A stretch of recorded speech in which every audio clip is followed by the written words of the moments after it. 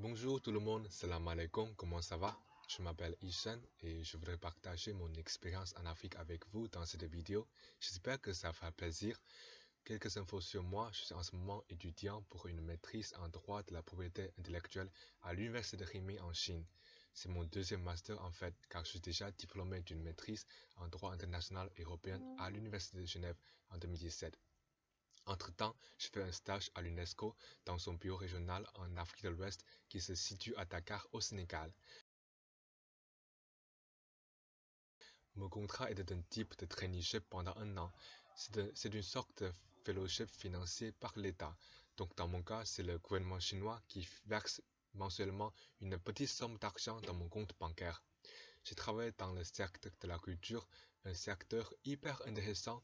Mon supervisor est Guillaume Alonso et les consultants régionaux en Afrique de l'Ouest pour la culture, parce que notre bureau couvre 7 pays, Sénégal, Mali, Burkina Faso, Niger, Cabo Verde, Guinée-Bissau et Gambie. Nous travaillons autour des conventions culturelles de l'UNESCO. Par exemple, moi, je me spécialise en patrimoine culturel immatériel, la convention 2003. Donc, tout ce qui ne se voit pas, le chant, le savoir-faire, les connaissances traditionnelles, etc., tombe dans cette catégorie. J'ai dû travailler étroitement avec le gouvernement local pour l'architecture d'un inventaire qui repère les éléments culturels immatériels menacés de la disparition. Et puis, nous élaborons une stratégie d'intervention et un plan de la sauvegarde à la base des éléments identifiés.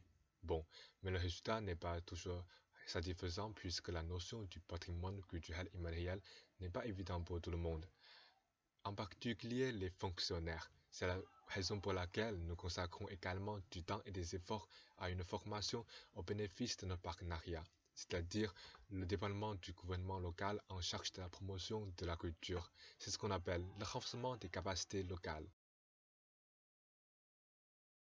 Concernant mon séjour au Sénégal, je dirais que c'est une expérience exceptionnelle à ne pas manquer. Tout d'abord, les gens sont super chaleureux et accueillants. On m'avait dit que c'est un pays de Teranga, ça veut dire le pays de hospitalité. Et je le trouve justement le cas. On se salue tout le temps. Ça va, ça va la famille, ça va tout le monde. Et tout le monde m'invite pour passer les fêtes chez eux, par exemple le Ramadan. Et puis sur la langue courante au niveau national, les gens parlent le français et Wolof. Wolof, c'est une langue locale liée à une minorité ethnique qui s'appelle Wolof. Je vous donne des exemples. Salam alaikum, alaikum salam, ça veut dire bonjour. Nengalef malifi, c'est pour demander ça va, je vais bien. Nenga wakaleke, ça va la famille. Yansi jam, alhamdulillah, elle va bien, merci. Nenga ligebi, ça va bien le travail. Alhamdulillah, ça va bien, merci. Donc on répond toujours ça va bien, merci. Attention, on dit jamais ça va pas. Mais si tu n'es pas dans une position pour dire ça va très bien, tu peux simplement dire ça va un peu et on te comprend tout de suite ça va pas.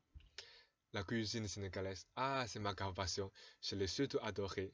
Le tiboujen, c'est le plat national, on prépare avec la poisson grillée et du riz frité. Mon plat préféré, c'est le mafé. On sert du riz blanc avec une sauce très particulière. Et le mafé, ça me manque déjà. Il y a également des plats bizarres, les plats exotiques mais transformés à la locale. Je vais jamais oublier le premier jour où j'ai commandé la salade cantonaise. Ça c'est dégueulasse. Bon, je voudrais encore continuer avec les sites à visiter, les plages, la vie nocturne, mais le temps coule vite et je m'arrête là.